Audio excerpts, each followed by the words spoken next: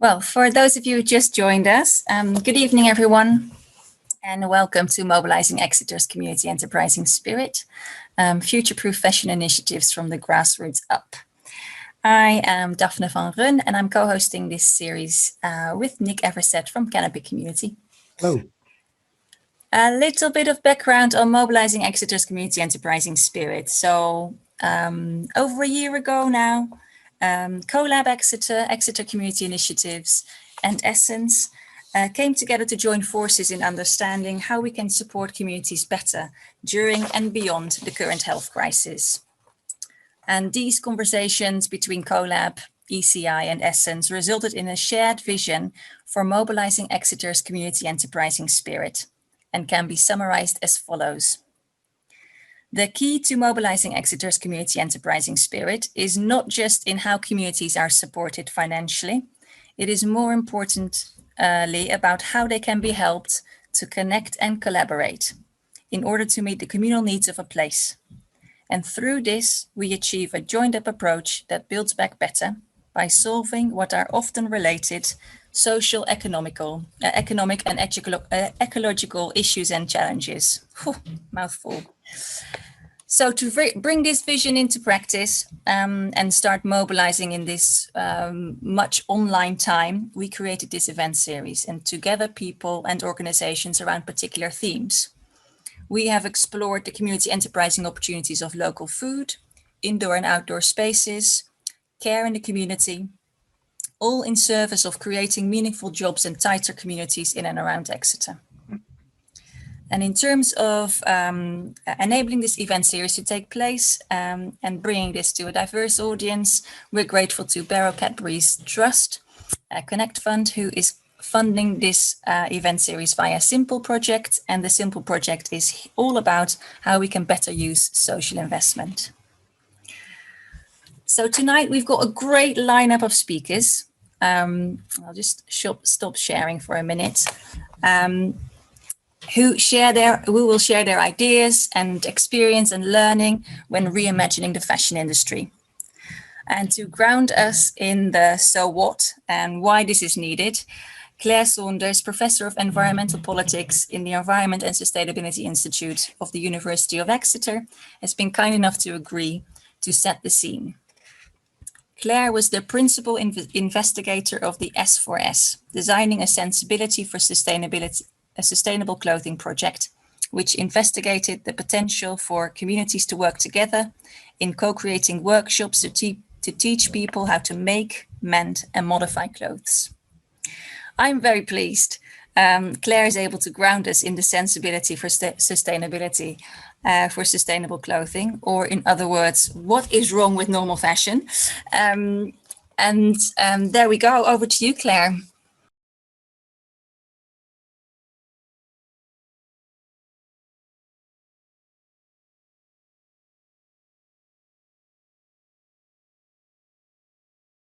Okay, so what I'd like us to do is start off by just taking hold of one garment we're wearing. So I'm just gonna take hold of this jumper here. It's actually organic cotton, so I can feel quite good about it.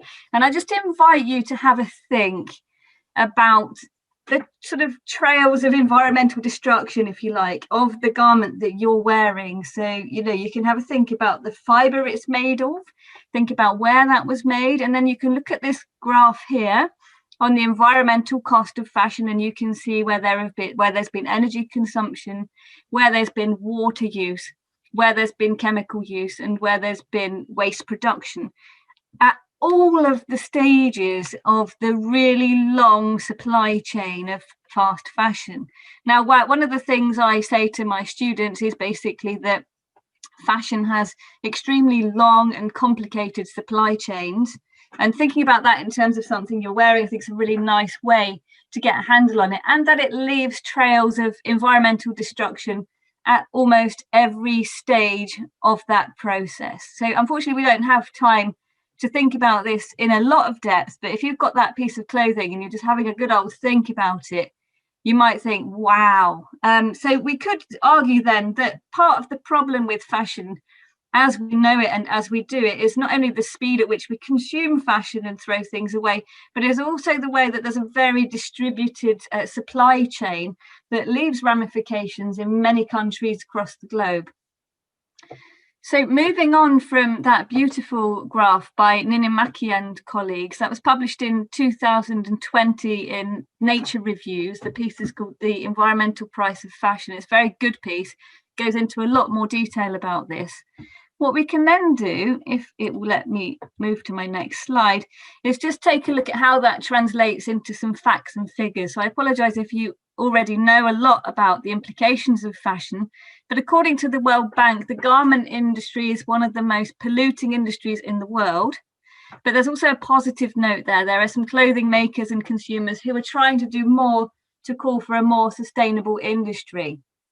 So it produces 10% of the world's greenhouse gas emissions, and that's more than shipping and aviation combined. And there have been significant environmental campaigns, particularly against the growth of aviation, which of course has taken a hit due to COVID, but is estimated to rise again once international travel is opened up again. It takes 3,781 litres of water to make one pair of jeans. And that translates to something like, I think I read 5 billion cubic meters of water per year in the fashion industry, which is enough water to supply the needs of 5 million people. It also, because we use lots of man-made fibers, results in around 50 billion plastic bottles worth of plastic microfibers ending up in the oceans. Now, this is a significant problem because the low cost of clothing is tending to speed up these negative externalities of the fashion industry. And that's before we even begin to think about the psychological impacts of fashion, where, you know, particularly young girls get worried about the shape or size of their bodies, and the social and economic consequences where people in poor countries are working ridiculous hours on ridiculously low money in dangerous conditions. So this is partly because fashion does not sit within our communities in the way it used to. There's a race to the bottom in the fashion industry that encourages these negative externalities. I don't know if your Zoom is doing what my Zoom is doing, but quite annoyingly, I've got a little bar at the bottom of my Zoom that just sits over a little box in black at the bottom that says the importance of community. What you see in this slide is a arguably more old-fashioned and traditional way of thinking about fashion. So you can see on the left there in blue, creating fibers, say from sheep or from crops. And then you can see the orange bar across the top, then turning that fiber into a fabric through spinning, and then dyeing that, and then weaving that. This is all obviously done through machinery. And then once you've got the fabric, you then have to sew it or knit it into something. And then, of course, we all buy and wear clothes. And then we can, if we want, to play a role in modifying and mending broken clothes. So this, what you see here, is a kind of alternative fashion life cycle, which not everybody will buy into. And I know there are some promising, in terms of sustainability, technological solutions to the problems associated with fashion. But I think there's also a lot of demand amongst people for feeling that their clothing is real, for being able to meet the people who've produced the fibre, to see and understand the local processes, the hands-on ways of creating fibre, dyeing fibre, weaving it into fabric, sewing, making clothes, buying, wearing clothes, modifying and mending clothes. So you'll see in every single one of those pictures, there is at least a human hand, which for me suggests that an alternative, slow way of doing fashion absolutely must involve communities. And Daphne already introduced my project at S4S, Designing a Sensibility for Sustainable Clothing. I think Barbara might be here, who I know through this project. Hi, if you're the Barbara I think you are. Hi, yes, it's me, Claire. Hi. So this was a project where we try to build on that alternative community-based way of doing fashion to see if we could influence the way people think and feel as well as act about their clothing. We wanted to basically slow down fashion. And we ran 41-day community-oriented co-created workshops. We had various consultants come in and teach people how to spin, how to weave, how to dye, how to knit, etc., etc. And what we were doing really there was envisaging and practicing a community-oriented, alternative, slow and closed loop fashion cycle. And this really did seem to shift our participants away from fast fashion and encourage them to think about fewer and better quality items. So basically, they were thinking, feeling, and acting as a consequence of this work more sustainably in relation to their clothing initiatives. And this is not a project that a bunch of academics could have done on their own. Community organisations and members of the local community were absolutely central towards making this happen. So I hope this sets the scene for the rest of the workshop. Hopefully you realise why it's so important to talk about fashion, and hopefully we can hear about some other ways in which we can involve communities in solving the problems that fast fashion unleashes. So thank you for having me, Daphne, and thank you everybody for listening. Well, that's brilliant, Claire. Thanks for giving that high over and very succinct picture of what we want to talk about tonight and why. Before I give over the microphone to Nick, I just want to let you know that all your participation is very much welcome up till 8 o'clock by raising your hand and asking questions. And we'll dive into a lineup of wonderful contributors who have found alternatives to the normal way of fashion. So without further ado, Nick, I'll hand it over to you. Thank you very much, Daphne. Yeah, just want to give everybody a little bit about the logistics of the evening and how it's all going to pan out from here. So we're going to be talking to Padouk in just a second, as Daphne said, and then we're going to move on and look at 3 different IT-based fashion solutions, which I'm very excited to talk to about. And then after that, we're going to have a little Q&A with those, and probably bring Padouk and Claire in as well. And we're just going to have some Q&A, and we're hoping that people from the audience will add their ideas as well to sort of discussion about how IT-based solutions are moving forward in the fashion industry. And then after that, we're going to have some little bit of networking and sort of breakout rooms to talk about different subjects. And then we're going to follow up with that with a wrap up. And then if people want to stay on, we can have a little bit more networking after that. I think that covers it, doesn't it, Daphne? Is there anything I've missed out particularly there? Yeah, just that the second part of the evening from 8 o'clock will be very much about how we can bring all of this content that we're getting inspired by in the first hour to the sort of the roots of Exeter communities. So about the how we do that. Thank you. Thanks, Daphne.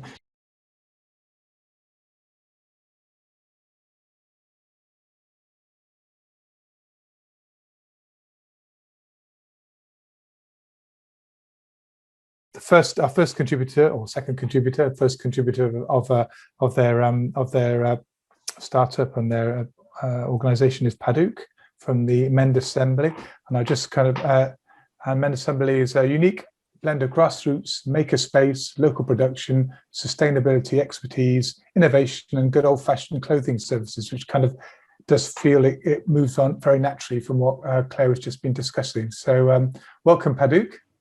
Thank you. Hi, everyone. And yeah, thanks for having me. And thanks, Claire, for that fantastic kind of macro level view of the current challenges facing the fashion industry. That was really great to hear from you, and fantastic project. Sounds like you ran.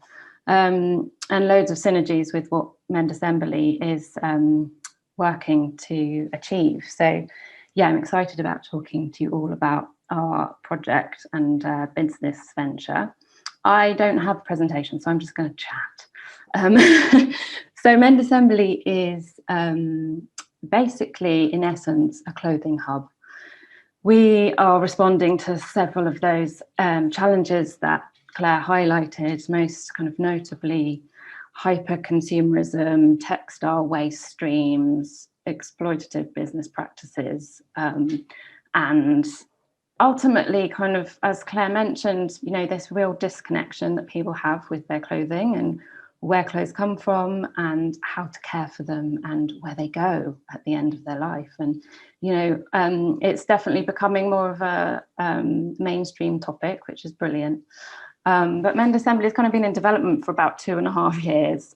There's 4 of us on the board, and we have early this year opened our first pilot space in Totnes, which is really exciting. And our aim is to open permanent physical clothing studios that are in local communities. And we see Mend Assemblies cropping up all over the country and world, hopefully. But yeah, we are creating a model which is replicable, and we're really aware that there's really similar initiatives happening all over the place as well in kind of tandem, which is fantastic. But yeah, ultimately we are creating spaces, or almost kind of bringing back community spaces that people can access for their clothing services. So having a permanent space, they can come and drop off clothes to be repaired, to be altered, to be repurposed, but also having access to a space where people can come together to learn new skills, to learn how to repair their own clothes, to learn how to make their own clothes, and to also just visibly see how a clothing studio works.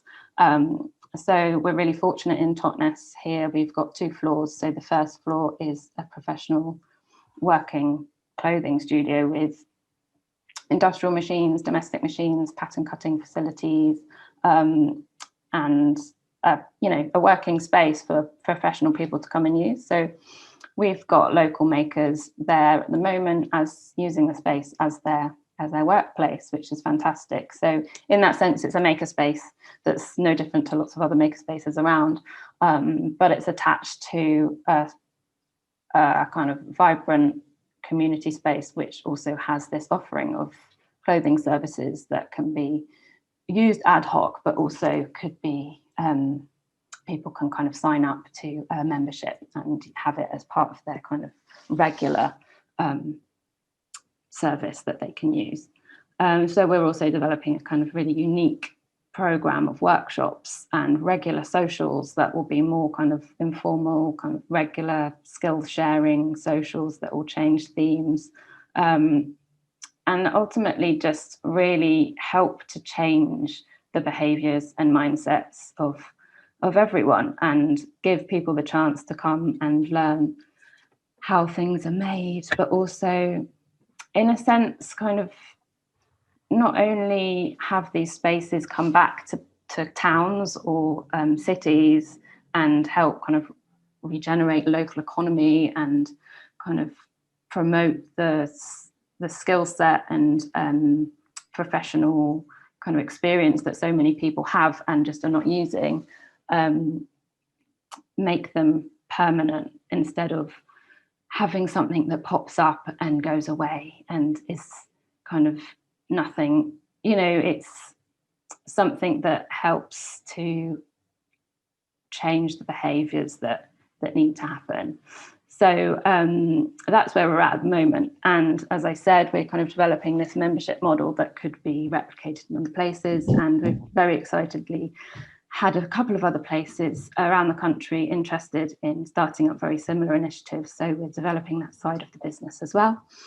And yeah, we're at the very early stages, but it's fantastic because we've had such positive feedback and we've got really great local people around us who are really interested in getting involved and seeing this business succeed. So yes, thanks so much for listening. And I'm very excited about hearing from the panel about these other new initiatives that are popping up. Padouk, thank you very much. That's really interesting. So please, if you've got any questions for Padouk, please drop them in the chat. I think me and Daphne will be monitoring it and trying to bring those questions to the fore. First question then, sort of what inspired you to start this then, Padouk? I mean, this sounds like it's a labour of love, but it must be quite motivated. So there's 3 of us that are really working on it together. And we met a couple of years ago. We've all got really young children. And we've all got varied backgrounds, but all kind of centered around the fashion industry. And all of our passion kind of lies in clothing and in fashion. And we came together kind of feeling at a bit of a loss with it all. I personally had just started my own children's wear, baby wear clothing brand, very small scale, but and my personal challenges at that time when I came across my directors were just how isolating it was making clothes on my own in my house. And although it was great when I got to markets or I sold something to a customer, the actual process of, first of all, like sourcing the fabrics, I found really challenging to find fabrics that met the criteria I had in place and weren't extortionately expensive. But also just sitting on my own and doing sewing, it got to a point where I was like, oh, this is really, I don't know, isolating. I had a tiny baby at the same time, so it wasn't really working. And it also really highlighted to me the fact that I was just running my own personal sweatshop in my house because I wasn't making money because the material's so expensive. And I'd had I've got a little bit of a background working in fashion, but also various work placements in different places. And yeah, I was just really kind of disillusioned with the whole thing. And similarly to my co-founders, they were just in the same space, and we were just like, it would just be so brilliant to have a space here, especially in Totnes. It's a really thriving community. It's very creative anyway. We just really could see it working here. And then the idea just kind of went from there, and we were like, actually, no, this could be big. we could make these things happen in other places. They could come back. There's nothing new. It's not, this is really old. This is how people used to make clothes and work and offer their community. So it's just a part, it's bringing that back, but in a viable way. It needs to be a viable business. So yeah, it's been a really interesting journey, but that's kind of where it started. Certainly has. Yeah, thank you. So you kind of mentioned memberships a few times, and I'm kind of curious to know what memberships do you offer? Is it for individuals? Is it for groups? And kind of how much do they cost? Yeah, great question. So the membership model is tiered, and at the moment where we're at is that we have resident practitioners. So that is for people who are using the studio kind of on a regular weekly basis, and that's generally at the moment we've got 3.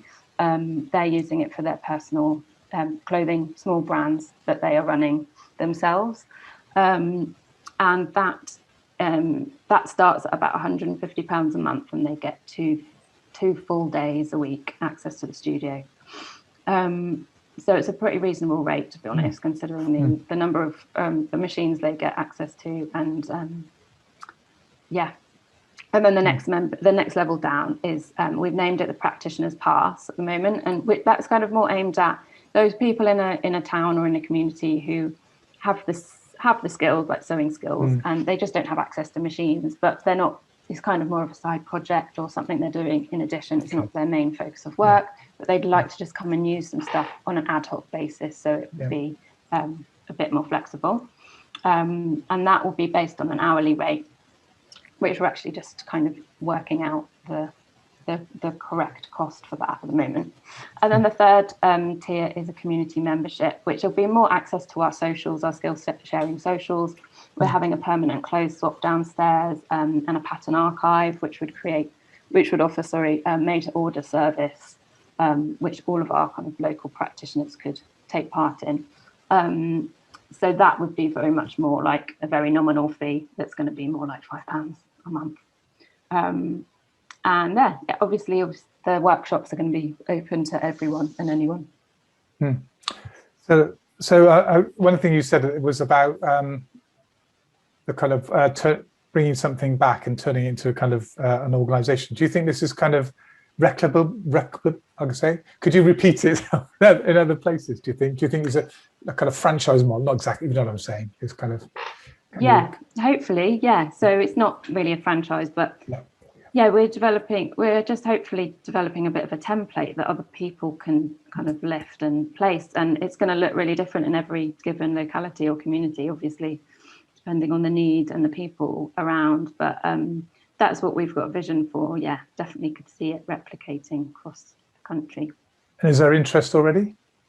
Yeah, we've had some real interest already from a few people up north near Huddersfield and also a group of people in the Isle of Wight. So we're kind of using them as our kind of pilots at the same time as us.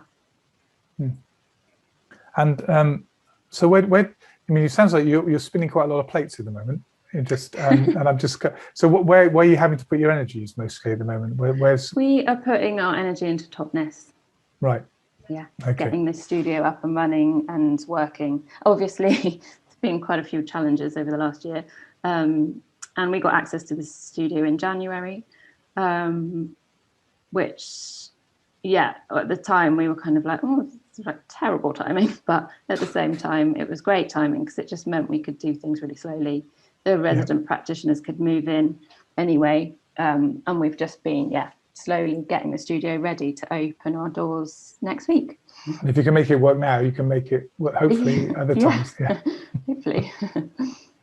So so is that what do you kind of need help with then? What's, you know, you're currently working on getting the hub ready. Where are you planning to go after that? What's the kind of next phase in your plan?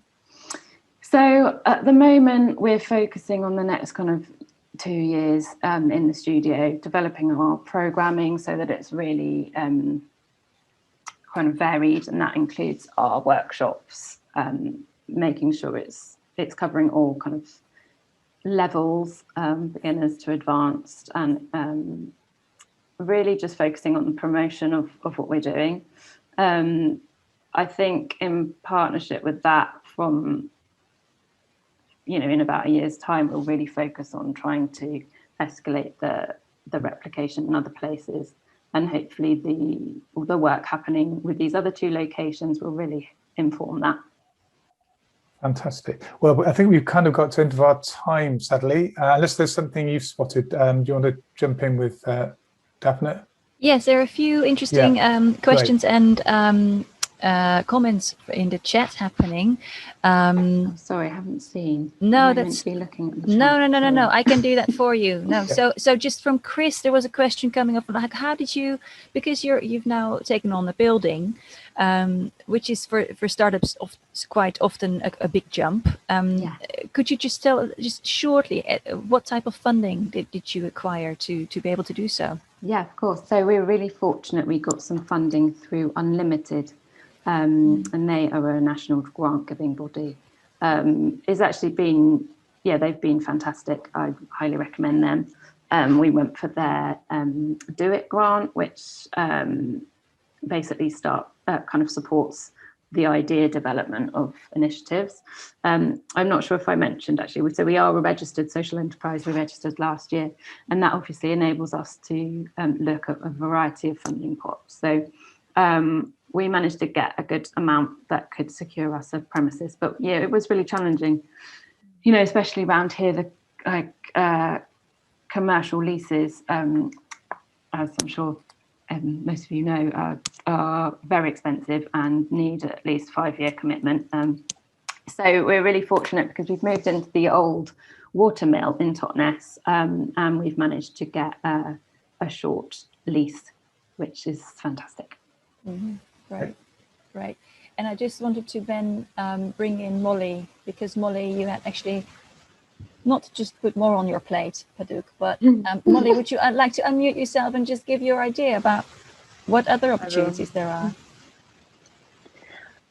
So just as you were talking there, Padouk, I was sort of thinking like how great in sort of scaling it. Obviously, I know you guys want to focus on where you're at sort of right now, but I just thought in terms of like as the socials grow and as a network grows, like maybe recruitment within different cities of just individuals to even make a link within the fast fashion chains, not obviously the worst crime committers of all of them, but as in like Ralph Lauren or someone like that, they get a return and it's got a fault in it or something like that, but actually there's a customer incentive there. So if you return your item and it's done by the mend assembly and it's all returned and repaired in that fashion, then that customer gets to, for example, plant a tree or do something that actually makes those fast fashion outlets in their own way a bit more sustainable.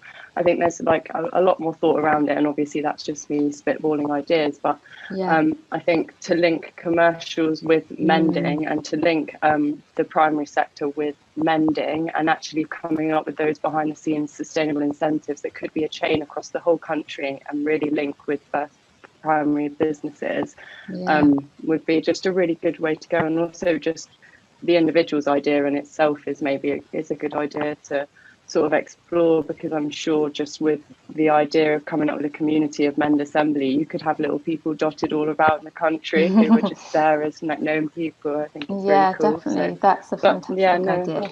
Yeah, great. I love the idea. Sorry, I just got my creative juices flowing. Great, thanks, Mollie. Yeah, thank you. All right. That's fantastic. And kind of, a question I always like to ask, especially when someone's kind of to present, is there anything we can do, or anybody who watches this back can do to help you, take Mend Assembly forward? Yeah, well, just spread the word, I suppose. And if you're in Totnes, come and see us, obviously.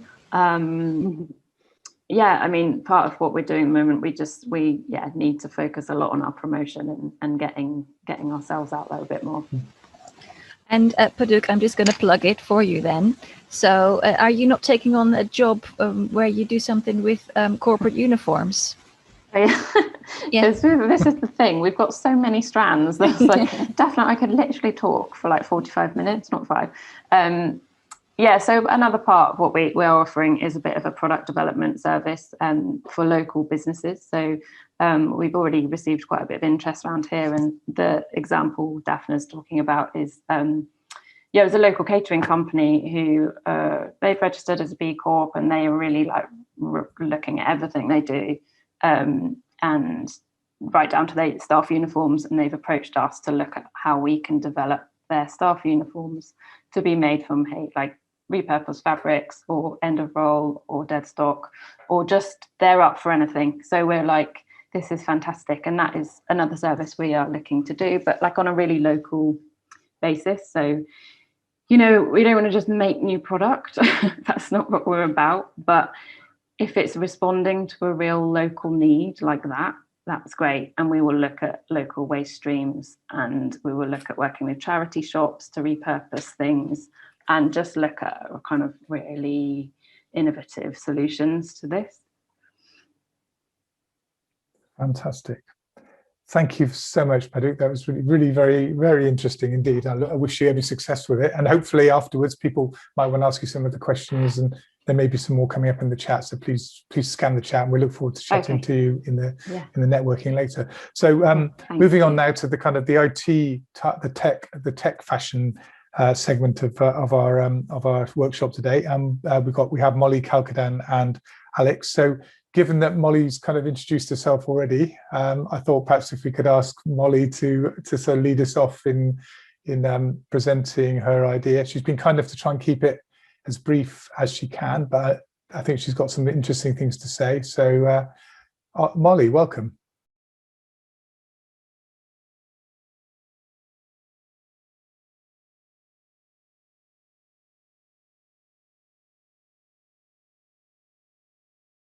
Hi, I'm Mollie. I don't know if there's a bit of a lag, but I'll start anyway, and hopefully it will continue. So essentially, I'm the sole founder of Reluv. We are an online charity marketplace, which actually does lead on quite well, Nick, like you were saying, from what put together. So essentially at Reluv, we host charities in an online marketplace, allowing them to sell great charity shop clothing all across the UK. So we offer behind the scenes support to the charities in order to guide them into a digital world and project their reach beyond, hopefully, physical store space, because this year's been a nightmare. So our value proposition is that we own the online charity community, hopefully. We want to streamline secondhand fashion while supporting the circular economy. For the charity shops, we offer a seamless selling experience, and for the customer, we provide a sustainable creative space for secondhand clothing. In terms of our USP, so what we like to say that we do above everyone else is we provide the additional support that the charity sector often lacks. So this comes in terms of retailing guidance, including trend packs, textiles advice and styling support. But also alongside that, we really want to offer some general retailing features that can go into their retailing stores and not only focus on e-commerce. And so that includes, outside of things, social media support and promotion, technical support with physical in-store posters, QR codes, but also visual merchandising, just to make their outside shop windows just look at that a little bit more appealing to drag people into store. So here's the team. I don't know how many of you have heard me speak before, but actually our team was 3 of us. We founded the idea together last year. It actually was born from one of my final major project ideas at university after an inherent passion for sustainable secondhand clothing and charity shopping with my mother. But yeah, it all came from wanting to find the reason, wanting to find the way that we could future-proof the charity sector and bring them into an online and digital age. So I'm Mollie, I'm the founder, and this is my team of advisors. From left to right, we've got Damien Lamkin, who is the CEO of Any Waste, and is talking to us about all sorts of commercial lines and links that we can make with the charity shops. And just like we were saying, commercial businesses, primary retail sectors, and everyone to ensure that things are getting moved forward in the progression of circular economy that they need to go in the way that they need to go. Jess Archer, who is based in London, she's our founder and innovation consultant and gives us absolutely fantastic advice on all things business and moving forward within our demographic sector. Steve Cox represents Falmouth University because that's where our business was based from, the Launchpad system. And Helen Denbridge, who is our policy strategies and basically the charity liaison, the person that I go to ask any questions. And it's really, really great point of advice. So the reason why it should all happen is because this year has really, really shown the charity shop struggling. It's shown an environmental surge and a reason to have this platform working. During our charity recruitment, we visited so many charities and found that there was just an absolute abundance of donations with a complete lack of resources and staff of people to be able to deal with them. And yes, this did provide a real urgency for us to be a thing, but actually what we want to do is provide that future for charity shops, because that's the way it's all going at the minute. And for them to improve their status and improve the way that people visualize and view secondhand clothing, they really need to get a bit more on their game with the way that the world's going at the moment. So just a little statistic for you there that's obviously quite a big one, actually, not a little statistic at all. But yeah, it basically is, it hits us hard, and it just as it should hit everyone hard, because that's 12.4 billion that hasn't gone to the causes that we all readily donate our clothes to, and they are the clothes that are sat outside those doors, you know, like we're piling donations into the charity stores, and they're still suffering by 12.4 billion to provide to those causes and to where our donations are going to. Mollie, thank you. I just wondered, is there anything I wanted to just finish off with? Yeah. We've realised that it's all about the beauty. So we've realised that it's all about circulating secondhand clothing, upskilling the charity sector and encouraging upcycling. A bit related to Padouk's point, but we are linking commercial businesses with the charities so painters and decorators, and all of those sorts of people, tradespeople, so that they can have appropriate textiles waste and it's used in the right way. But where the tech comes into it is that we're about to launch our app. So it's all going to become really mobile compatible, meaning that you can shop and sell 24 hours a day, which is really exciting. And then yeah, just a couple of little videos of how it's all going to work. Sorry, Mollie, just Yeah, it all sorry, started yeah. slowing down to a stop there. No, no. Thank you so much. And what we're going to do is going to pick up some questions in a second, but what I'd like to do now is maybe ask Kalkidan. Welcome, Kalkidan.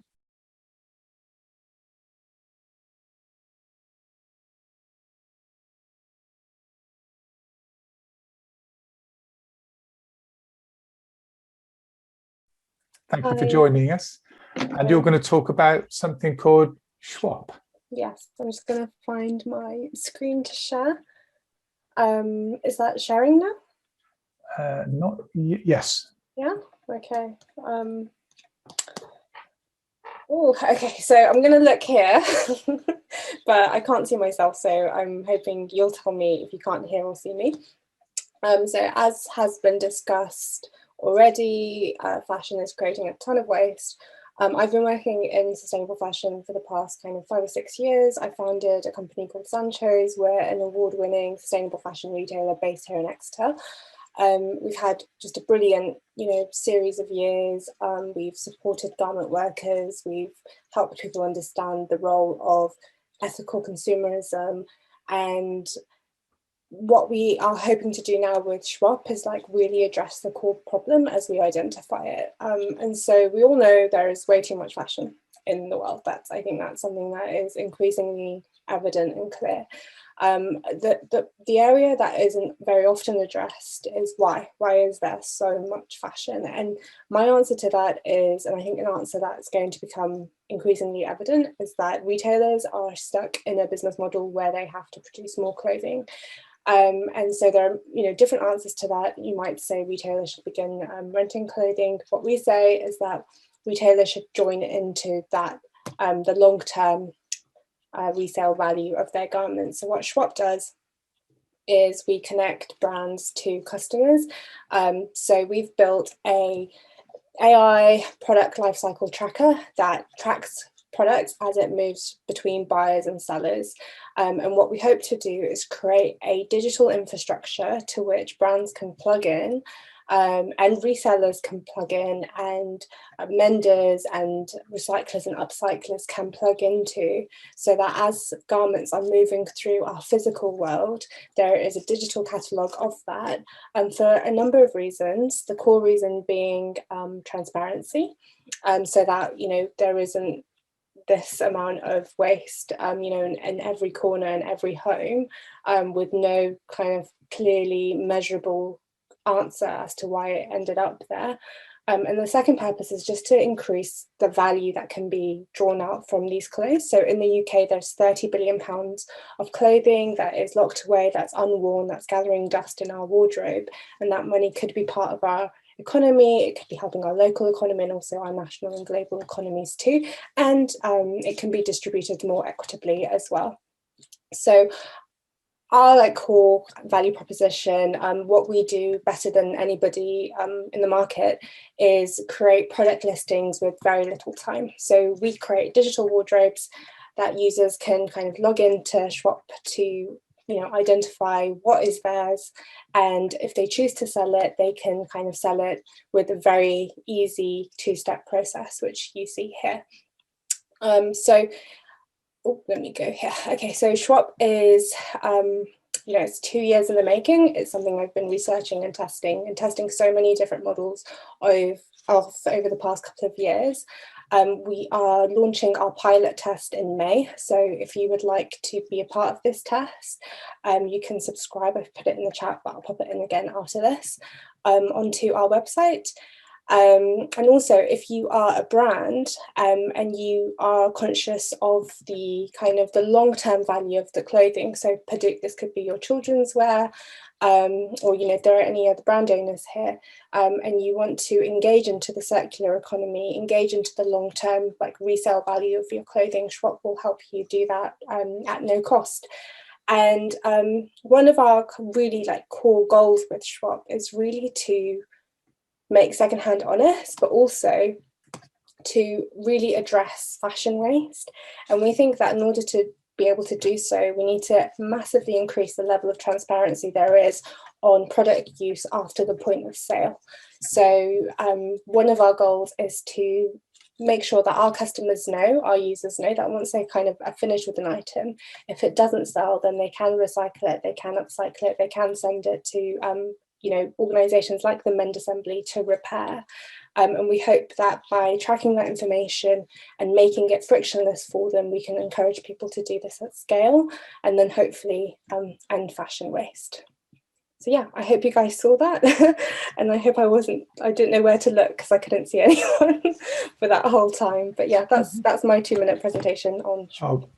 Kalkidan, that was brilliant. Thank you very much. Very clear, very concise. Thank you. Yeah, very, very, very interesting proposition. Hopefully we'll get back into talking about that in a little bit.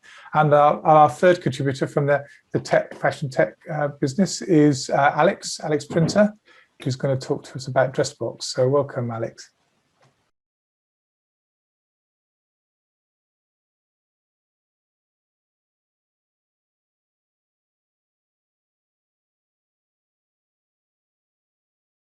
Hi, Nick. Hi, everyone. Yeah, thanks for that. And yes, I'm the founder of Dressbox, or as it formerly was. I'll tell you a little bit more about what has happened since starting that last year. But we are now rebranding as GetUp. So I'll talk to you a little bit about GetUp first. GetUp is fashion paid for by the length of time it makes you feel good. GetUp is a future where a younger generation can wear what they actually believe in. It's a future where they can be proud of supporting a healthy planet. And it's a future where they're financially better off. So Faye, who interns with us, is actually part of Gen Z. It's a generation unrecognizable to any before it, as far as I can tell, through all the research we've done. She's very value driven. She wants to explore new identities through fashion that are aligned with her beliefs.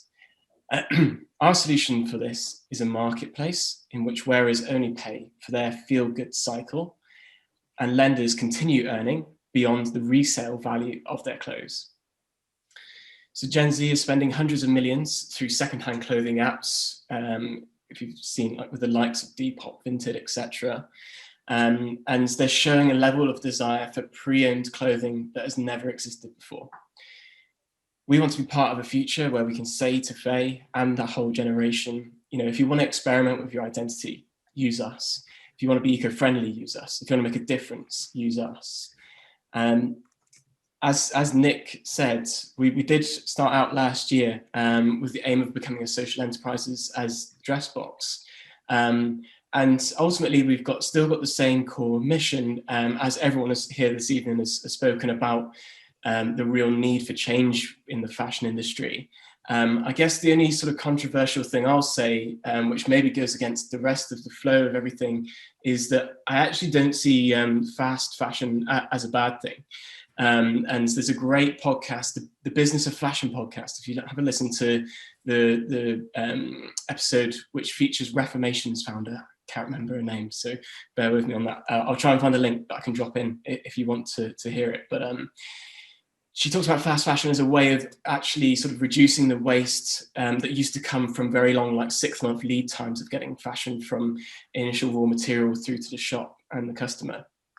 And I think, you know, with where customers' sort of like consumption habits are today, you know, they want to be able to play with different style and fashion on a weekly basis. You know, that's just the state of the society at the minute. And there's obviously pressures around us that kind of add into that. But, you know, I think rather than fighting against that flow, actually, we can still sort of be sustainable and support that kind of behavior through this rental model. So initially, Dressbox set out start of last year, really. We were a subscription-based business. And we literally just launched our pilot website in March, a week before lockdown. And so, although we'd got a lot of attention and interest around the business, we weren't really able to take it on much further than that due to lockdown.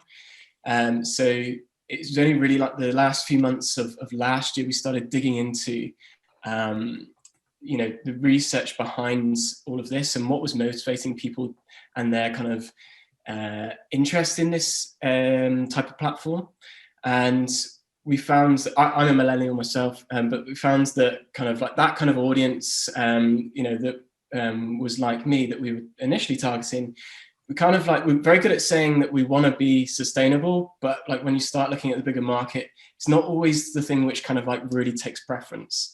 And so while I'm sure many of you here tonight are great at being sustainable, it's not a mass market thing. And so, yeah, we started like really digging into that kind of like target audience for us. And we found that Gen Z just looked like a completely different customer, one that was very value driven and one that perhaps better suited this to get it off the ground. So that alongside changing away from a subscription, because we thought if we let people, if essentially, you know, existing independent small businesses, Depop sellers, vintage sellers, etc., open up to a new market and start renting, you know, we're actually allowing them to set their own prices, and hopefully we'll get much better variety of fashion on the platform. I've started going off down a trail now, so I think I'll sort of wrap that up there and leave it to Q&A. But thanks very much for hearing me this evening. Thank you very much. Thank you very much, Alex. And we appreciate everyone for being so concise. So the actually, the first question I had actually, which kind of moves on from your last point, which is, I guess, a slightly more general question, but what do you think some of the key challenges are for kind of fashion tech firms? I mean, obviously, ask you first, but I'll bring Kalkidan and Mollie. Mollie's unfortunately, she had router problems, so she's jumped off. If anyone else has got something to contribute, please jump in as well. So start with Alex and then move on to our Kalkidan. So fashion and tech, there's been quite a few events that I've gone to sort of up around London or obviously virtually over the last year. But it used to be that you wouldn't sort of utter the words in the same sentence. It kind of like, it's very different. They are very different worlds. And I think that is the biggest challenge for fashion tech. It's the people who potentially are coming up with fashion tech solutions don't talk the same language as the fashion industry. And so there's kind of like, there's been a big friction point, which probably has put, you know, what's happening now back 10 years, and it could have been happening a lot sooner. But I think that has been a real kind of friction point. I think it's being broken down now, and there's really interesting progressions. Yeah, I don't know what everyone else is. Oh, interesting. Kalkidan, what's your thoughts? Could you ask the question again, Nick? No, it was just looking at kind of some of the key challenges, because that's, you know, fashion tech is quite a sort of special area, and it has interesting challenges. I think they're different from a lot of other industries, and just wonder what your thoughts were, because obviously you've done some work. You've just talked about different models, and you've been perfecting Shwap, and I know Alex has done the same. He's evolved his fashion business several times. So I kind of I wouldn't describe this as a challenge, but I think the opportunity, I think that fashion is such a large industry and it covers across so many different kind of skill sets and, you know, supply and demand models and supply chains, that there are numerous opportunities to innovate. I think sometimes there feels this necessity that a solution needs to be a solution for everything, but fashion isn't like that. Like, you know, whatever you produce, there'll be somebody who wants to do something else because it's their kind of creative outlet as well.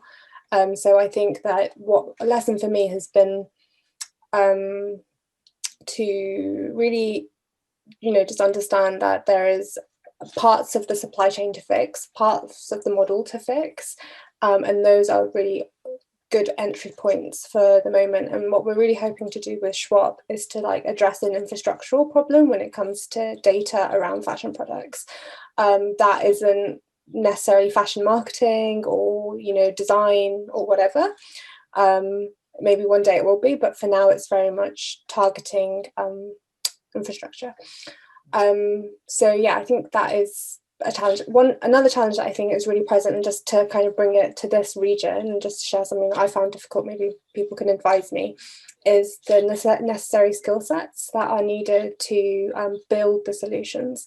So my team, we are spread around the country. So we are here in London and in Cambridge, and as we hire in other roles, we're having to extend even further. And it's possible because we're all working digitally, but we all know that although, you know, working from home is great, there are so many opportunities when you are together that we don't get. So I think there's a real gap in skills.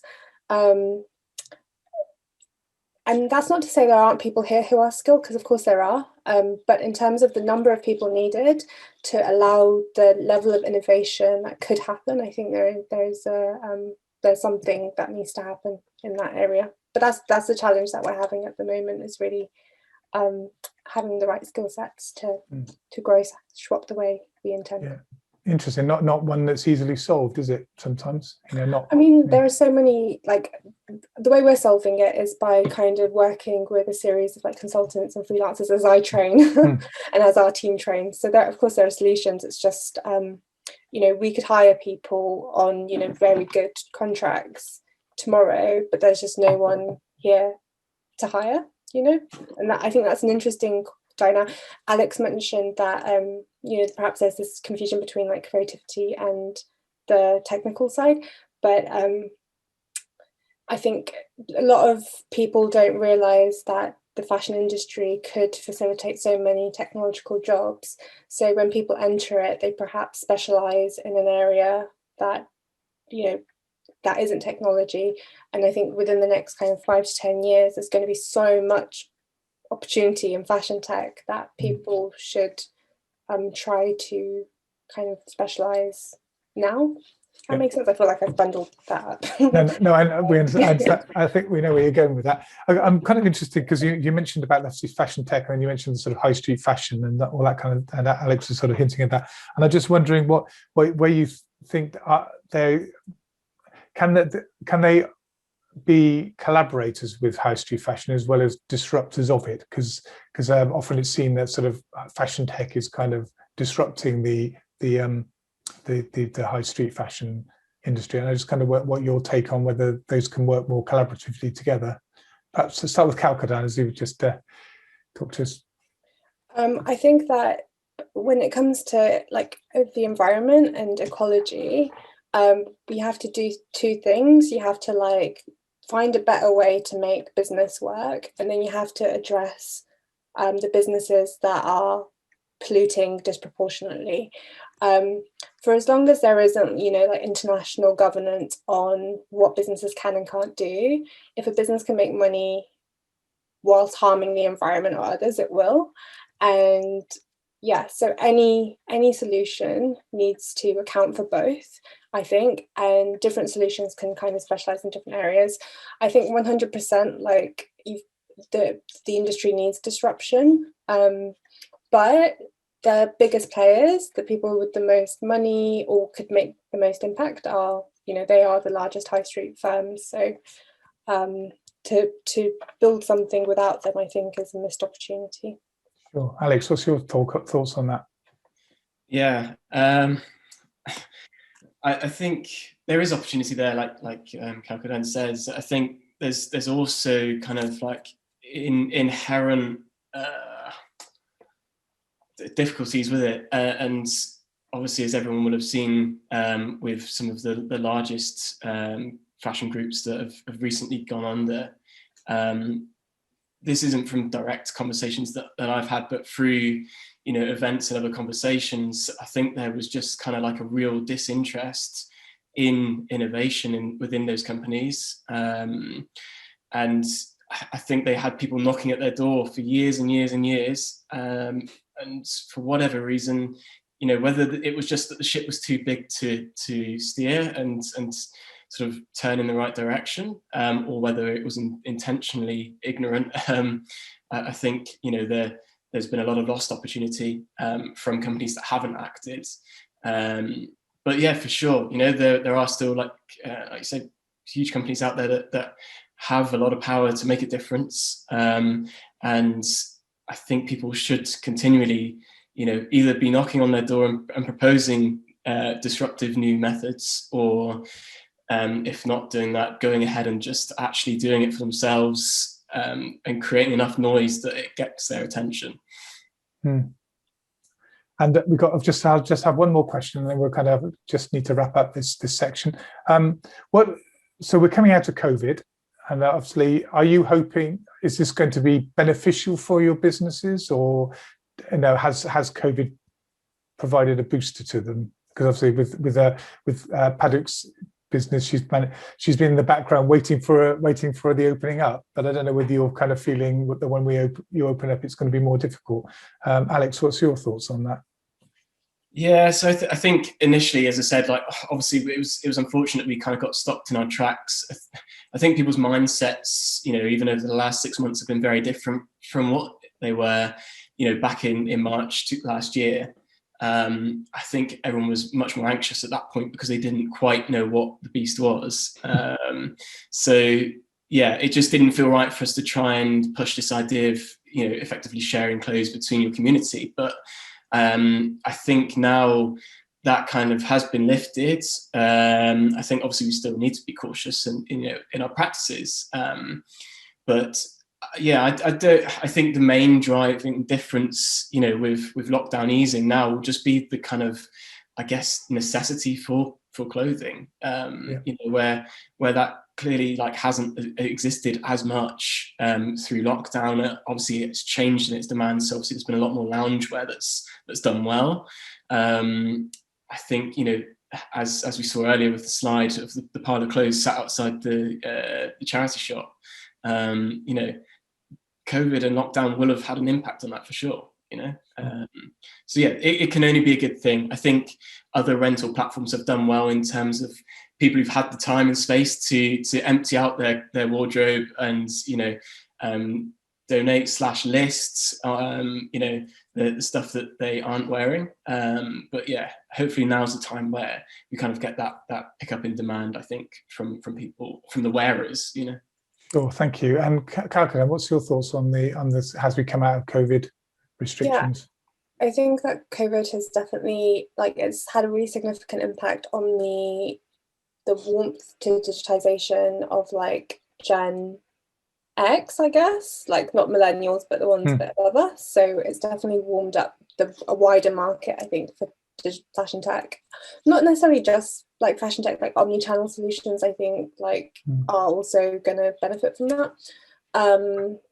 I wish that I had been at the position to pilot Shwap this time last year. I think that would have been really fantastic timing. But I was doing a master's and I was really, really stretched, so I couldn't do much with it then. Yeah, I don't know.